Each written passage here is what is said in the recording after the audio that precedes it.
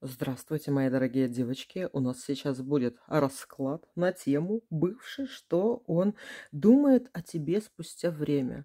Мы перелистнули давно эти листочки с бывшими, да? Кто-то выкинул, кто-то просто перелистнул, кто-то на память оставил где-то себе этот талончик в прекрасное будущее. И мы сейчас с вами посмотрим «Бывший, что он думает о тебе спустя время».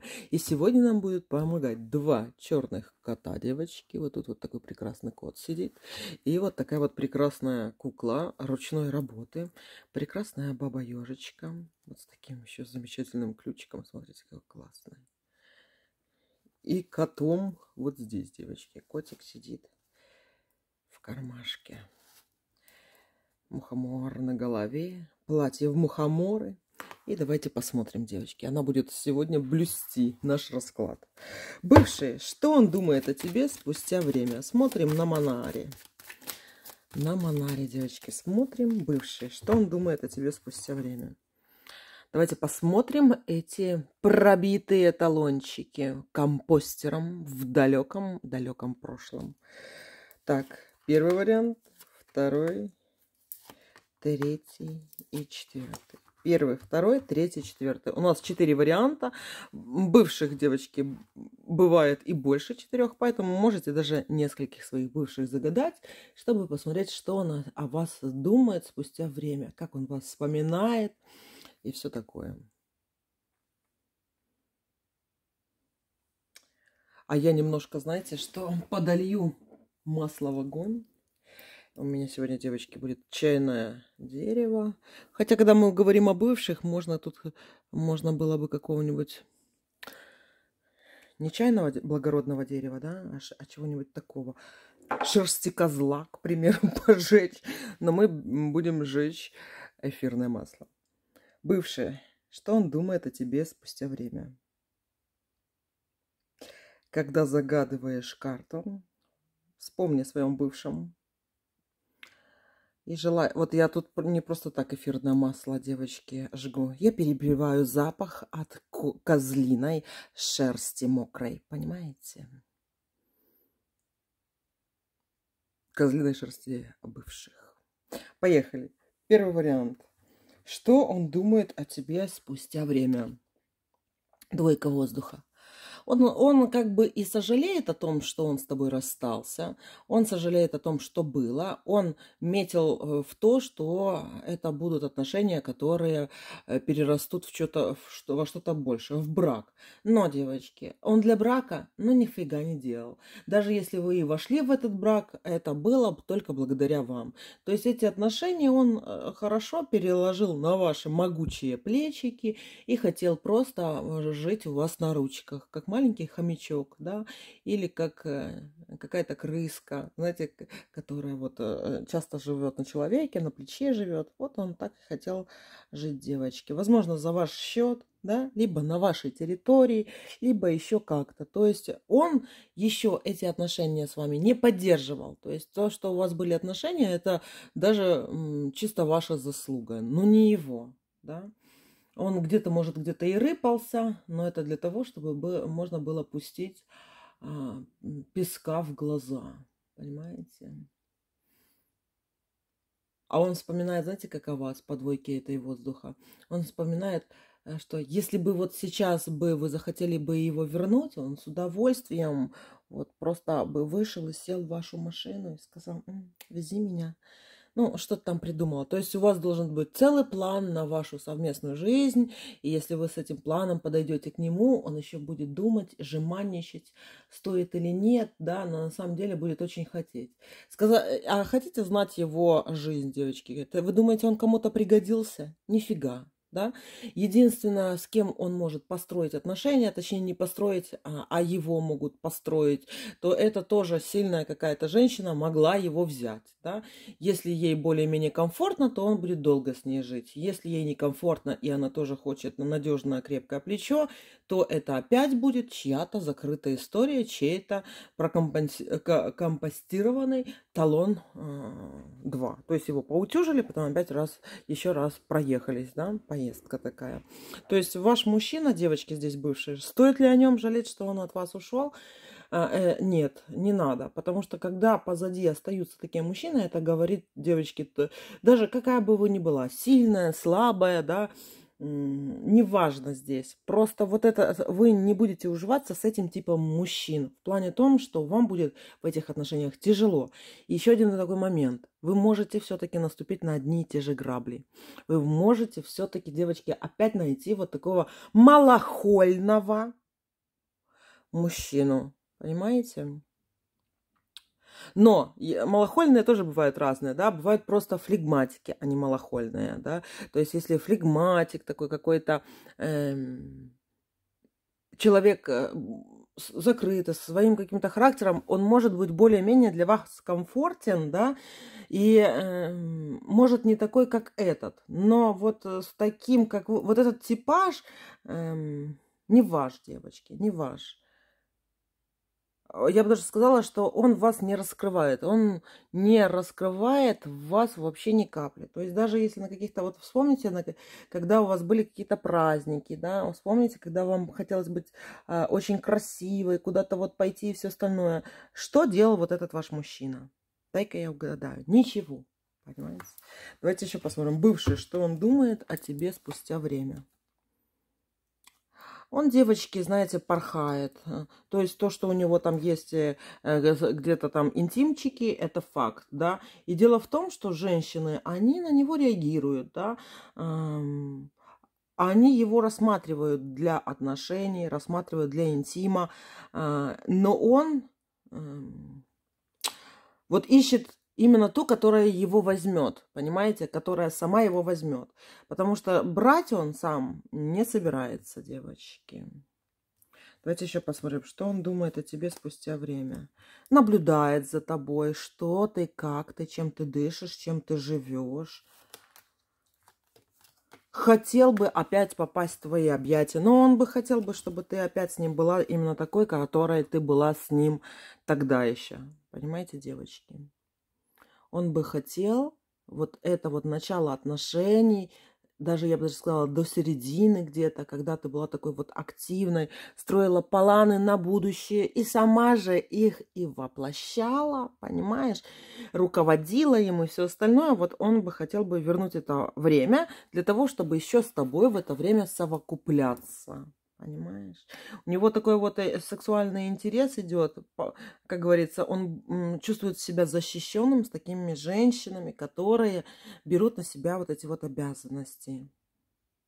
Вот и все, девочки. Малохольный. Ваш бывший здесь малохольный. Вы можете его называть по-другому, можете его любить, продолжать все остальное. Это не важно, да? То есть у вас и к нему какие-то чувства остались. Эти чувства, возможно, временные, да? Это может быть проработка каких-то эмоций. Возможно, вы смотрите, например, кого-нибудь там, Лобковского, Сатья-Дас, там, я не знаю, еще кого-нибудь, прорабатываете вот эти вот свои отношения, да? Расставляете все точки над «и». Не важно это сейчас. Важно, что этот мужчина в вашей жизни был тот, который выгружал на вас даже вот свои какие-то мужские обязанности. И даже вот если взять друзей, девочки, вы знаете, какой он друг, да, этот мужчина. Он дружит и вместе там с другом, и они могут выпить и сидеть, и там заниматься какими-то делами. Но лыжи, как говорится, да, носит именно друг. И опять на друга будет перекладываться какая-то ответственность из-за жизни вот этого мужчины. То есть он со всеми так. Не совсем такое вот понятие сюда подходит, как маменькин сынок, да, но вот то, что он не хочет ничего решать, потому что у него лапки, да, и надо его любить за то, что у него такие лапки, он себя с этими лапками принимает, да, то вот у него такое отношение к себе. Вот такие дела, мои дорогие. Вот такой вот бывший. Так что думает он о тебе? Конечно, думает. Жалеет ли, что он с тобой расстался? Да, конечно, жалеет. Мало ты ему отдала. Мало ты на него, как говорится, горбатилась. Мало ты для него чего-то сделала. А он чувствовал в тебе такой потенциал. Вот такой вот, мои дорогие, ваш вот этот бывший вариант, девочки. Второй вариант. Давайте посмотрим, чем здесь пахнет, девочки. Давайте посмотрим, чем здесь пахнет у вас. Тут Когда вы загадали здесь своего бывшего, тоже, девочки, совсем не розами пахнет, не розами, не ландышами, не опавшими осенними листьями, не морозным воздухом. Здесь пахнет чем-то тем, что осталось, когда прошла какая-нибудь собачка или котик, да, и это обычно закапывается, либо от этого отводят взгляд, девочки. Бывший. Что с ним вообще сейчас происходит? Неважнецкий он живет, плохо у него идут дела, денег у него нету, он не успешен, не развит, и все у него не так и не то. Понимаете? Не так и не то. Спускаться с разных олимпов можно, а можно и не с олимпов. То есть, если он у вас был изначально богатый, девочки, то сейчас он наполовину от того, что было раньше, да, это существует. Если он у вас был в общем не богатый, то еще делите это наполовину. Понимаете? И еще наполовину от любого того достатка, который у него был раньше. И что он мог, например, да? Мужчина в долгах, он жадный, он, девочки, ну вообще не фонтан с ним, да? И жадный и противный. Вот и все, что сейчас с ним происходит. Я бы сказала, что даже и не надо, чтобы он о вас думал. Бывший, что он думает о тебе спустя время? А он думает о том, что у тебя все хорошо, и живешь ты жирненько, и у тебя все получается, и многого ты всего добилась, и все остальное. Зависть, девочки, идет. Я бы сказала так, да, не подпускайте это Г к себе на расстояние выстрела, понимаете даже? Бывший, что он думает о тебе спустя время? Он бы думает, как бы тебя еще я где-то, возможно, я облапошить. 15-й старший аркан дьявола, да? Но не может он в мыслях вообще допустить, что у тебя все хорошо, а у него все хреново. Понимаешь? Не может. Все время думает, как бы тебя вот малек обворовать, забрать у тебя что-то. Вот его не покидают такие вот мысли, чтобы тебе сделать что-то неприятное. Понимаешь? Вот такой вот у тебя бывший. Вот такое Г. Но, девочки, 15-й старший аркан дьявола, он служит не вот этой вот пятерке земли, он служит вот этой вот императрице. То есть, что здесь показывает, да, вот это вот... Во-первых, ты ему можешь мстить, можешь не мстить, обидел ли он тебя или не обидел. Я бы посоветовала с ним вообще не общаться, просто даже вот не подпускать его к себе, на одном поле не садиться с ним, кое-что делать. И в то же время у него все время обратки. И вот то, что вот он так скатился, это из-за своей желчи и злости. Он сам себе прокусил этот свой ядовитый язык, да, его сгрызла зависть, жадность, подлость, да, его это все сгрызло. И чтобы он о тебе плохого не думал, все это будет опять вешаться на него. Вот и все. Это обраточки. И вот чем больше вот он о тебе думает, тем ему хреновее живется.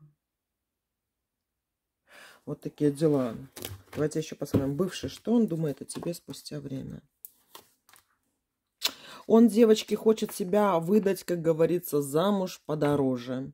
Я говорю выдать замуж, потому что здесь не жениться. С одной стороны, типа, это похоже на то, что он хочет, собирается жениться, да, или даже если это бывший, который женат, то я вам скажу, он себя продавал. То есть он как на балу в стародавние времена просто вот выводили в свет, одел свои лучшие портки и пошел продаваться, чтобы быть таким вот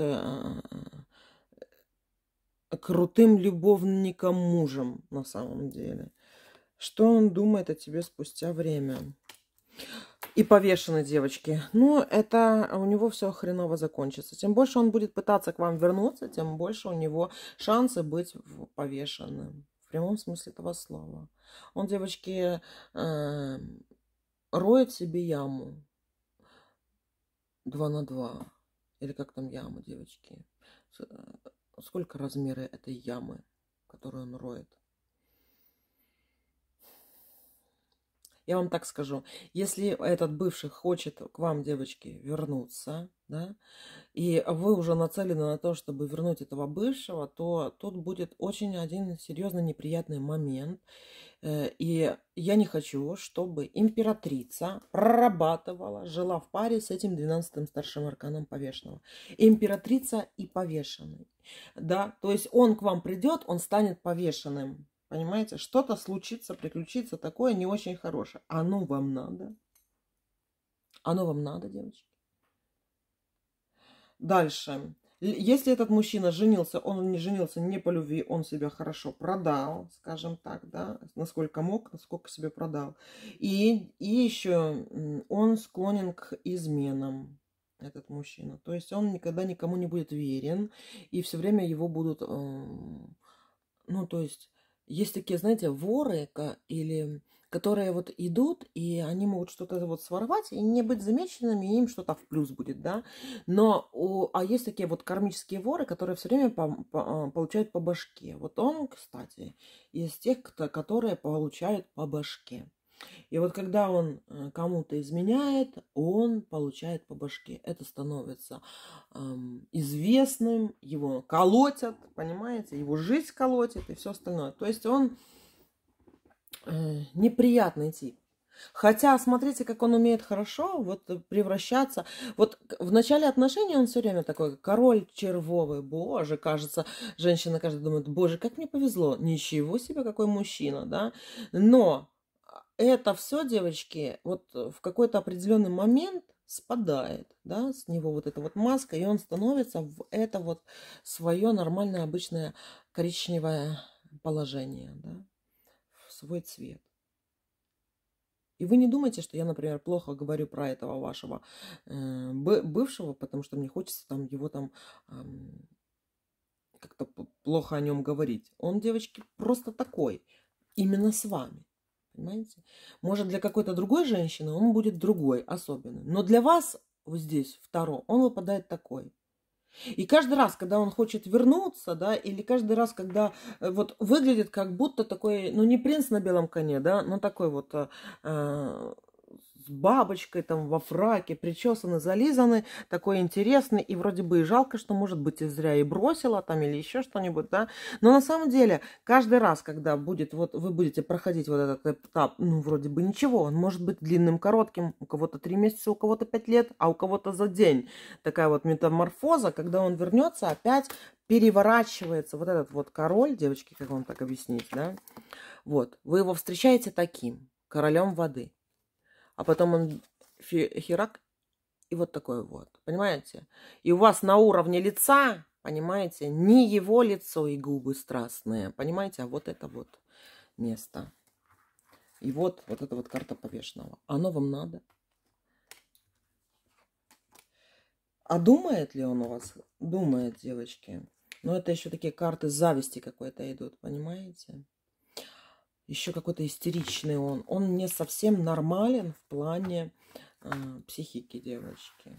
Ну, что-то не то с ним. В общем, такие вот дела. Третий вариант давайте посмотрим.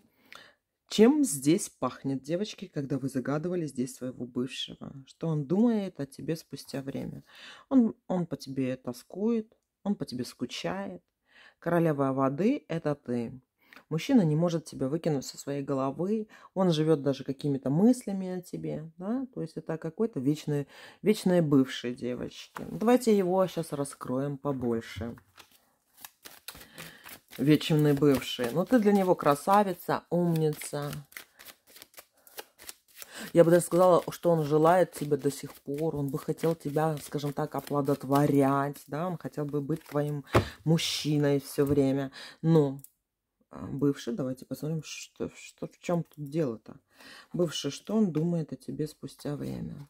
Он не думает, что ваши отношения вообще могут быть. Да? Он либо не знает, где ты находишься, не знает, где ты, что ты. У него очень мало информации. Да он даже и не пытается найти вот эту вот информацию о тебе. У него вот этот образ в голове твой, который он хранит. Бывший, что он думает о тебе спустя время? Он думает, что все кончено, ты никогда к нему не вернешься. Но, девочки, немножко кукуха у него тоже сдвинута в плане том, что тут либо с ним, либо без него ты не можешь жить, понимаешь? Тут такие вот карты, что если бы ты дальше продолжала бы с ним быть, да, вот этот 13-й старший аркан, он по-любому бы пришел. И то есть, скорее всего, он бы мог как-то повлиять, вот в прямом смысле этого слова, на твою жизнь. Понимаешь? То есть он не то, что там жуткий собственник, да, но не совсем это собственничество, а вот то, что ты не можешь жить без него. И, возможно, здесь еще склонность к суицидам у него, да, то есть он думал о том, чтобы уйти с этой жизни, либо он думал, чтобы как бы ты ушла с этой жизни, понимаешь? Тут вот такое идет. Бывший, что он думает о тебе спустя время? Он уже привык жить без тебя, он много страдал без тебя. Может, обрастал, да, вот не стригся, не брился и все остальное. Выбирал жить отшельником, заниматься какими-то такими своими делами. Полностью так уходил в себя. Но сказать, что он был нормален, тоже нельзя. Его жалели. Его опекают, девочки. Может, родственники его опекают. Но он такой вот больше, конечно, пережил вот это отшельничество такое. Он как себя на цепи держал, да, чтобы что-то там не сотворить. Ни с собой, ни с вами. Но в то же время вот эти вот карты, восьмерка и девятка, они идут низкого такого порядка, да. То есть это не говорит, чтобы он бы на самом деле это сделал бы с собой или с вами. Он это проживал именно в своей голове и от реальности как-то отходил. Давайте еще посмотрим. Бывший, что он думает о тебе спустя время? Он думает, что когда-то он вот лелеет в себе такие мысли, что все-таки что все-таки ты когда-нибудь ему позвонишь, напишешь и все остальное, и что вот эта вот связь между вами не будет потеряна. Бывший, что он думает о тебе спустя время? Рыцарь земли. Это тот мужчина, который в мыслях будет всегда принадлежать вам, да?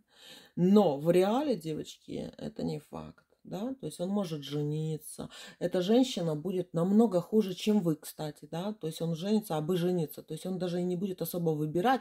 Он будет пытаться выбирать, но выбирать у него не будет получаться, да?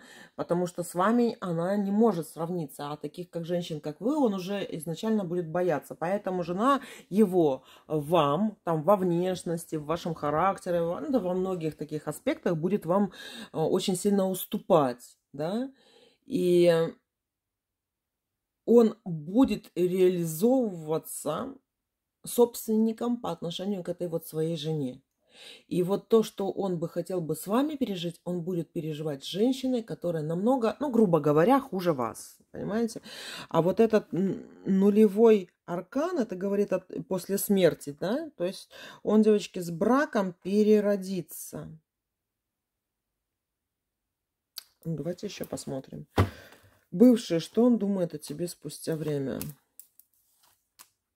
У него, девочки, какой-то идет брак, да, то есть либо, если, может быть, он уже женат, либо будет женат, его как женят, да, и в то же время он будет эту вот пару свою, да, женщину, он будет, конечно же, оберегать, будет с ней жить вот такой вот человеческой такой жизнью. А про вас он думает, что вы ему жизнь сломали, но он не хочет об этом думать, понимаете? Он вот эти вот мысли о вас гонит со своей головы. В то же время вот вы как какая-то его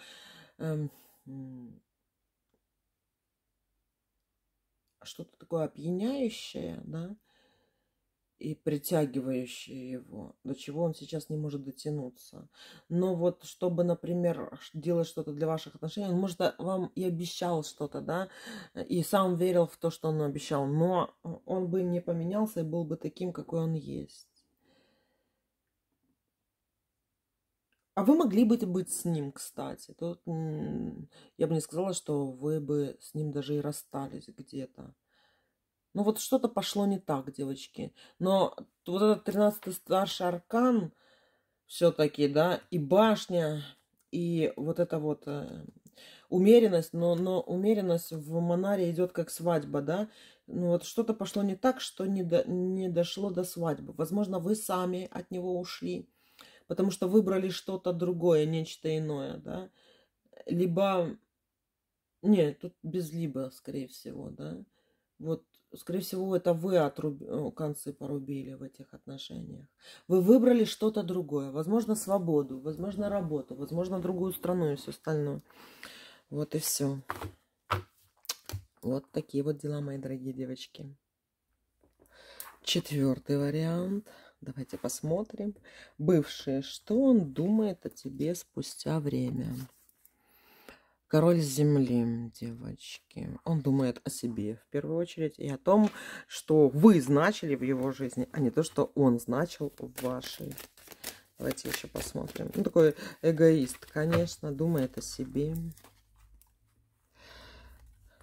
Ну, он сейчас, девочки, не думает. Вот именно практически в данный момент, в это какое-то время, да, он о вас сейчас не думает. Но расстались и расстались. Я иду дальше, думает он.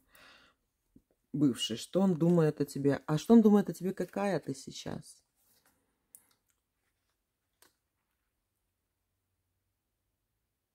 Он, девочки, знаете, о чем думает? О том, что вот как я сказала, что ты значила в его жизни, да, и он плохого ничего о тебе не может сейчас на данный момент сказать, да. Он, либо это, тут очень похоже, как будто бывший муж, да, то есть как будто вас обязательства какие-то связывали, и все. Но что это довольно стабильная, крепкая пара была, думает он. И он думает о тебе как о своей прошлой супруге. Даже если бы ты этой супругой не была, даже вот, скажем так, по паспорту, да, по закону, но он все равно думает и говорит другим, что ты была его пара. Понимаешь? Бывший, что он думает о тебе спустя время? Он, девочки, ничего не думает, он обнулился. Ему уже, как говорится, все равно на то, что раньше было между вами. Да? И, например, вот он уже остыл, уже так вот похолодало, скажем так. И даже вот если у него кто-нибудь спросит о вас, да, у него не будет какого-то тремора, не будет тревоги, дрожи там или еще чего-то. Он просто будет спокойно говорить о том, что моя бывшая жена, супруга, пара моя, да, то есть то-то и то-то, это и это. Он обнулился, и ему, как говорится, по барабану, скажем так, все. Бывший, что он думает о тебе спустя время? И он, девочки, если вы будете, например, какие-то действия делать в его сторону, чтобы его вернуть, он будет к этому относиться довольно-таки высокомерно. Да? То есть он где-то, возможно, и готов, что вы, например, где-то почесываете лапки для того, чтобы, например, как-то его вернуть. Да? Но он будет высокомерно вялым, я бы даже сказала. Бывший, что он думает о тебе спустя время? Он, девочки, будет искать только лишь для себя какую-то выгоду. То есть вы для него сейчас стали таким вот чужим человеком. Он не питает каких-то любовных иллюзий к прошлому. Он такой вот прагматик, какой-то такой вот практик, понимаете? И он думает только о себе. Он обнулился, он не переживает ни о чем. Но если вы захотите, например, опять с ним, например, сойтись, девочки, он будет и подходить к этому из расчета. Понимаете? Это будет уже какой-то союз по расчету. Если ему это будет выгодно, то он может пойти на какие-то, как говорится, но он будет холодным. То есть это будет узел, девочки, но холодный. Он будет холодным. То есть, если вы только ему предложите, что будет ему надо и что выгодно, да, то он может пойти. Но, и это тоже будет о нем говорить не очень в хорошую сторону, если он согласится на какие-то предложения помимо любви с вашей стороны, да. Бывший, что он думает о тебе спустя время? Очень, вот, кстати, вот через весь расклад проходит, что он как-то высокого о себе мнения.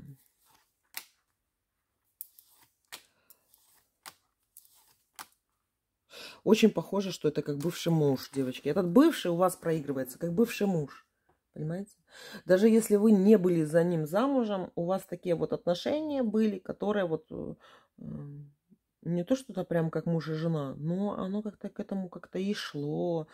Или вы жили вместе. Вот тут проигрывается именно как семейная жизнь, от которой люди ушли.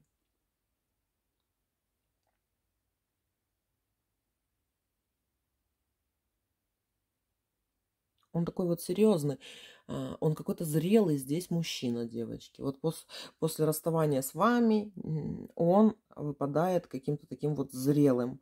То есть он это все пережил, и для него это как бы все равно было как развод, да, с дележкой там имущества, там детей и все остальное. А сейчас он выпал пажом огня после расставания с вами. Вот это опять расставание с вами, да, пажом огня.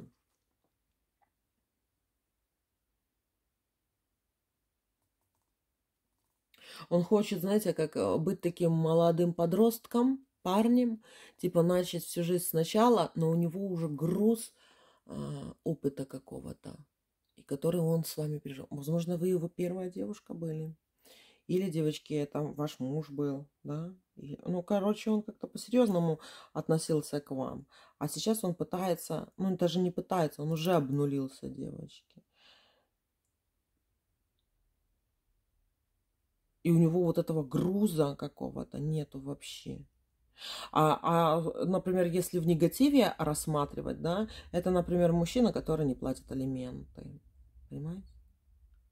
Или который далеко уехал куда-нибудь на заработки, и все, и пропал, короче.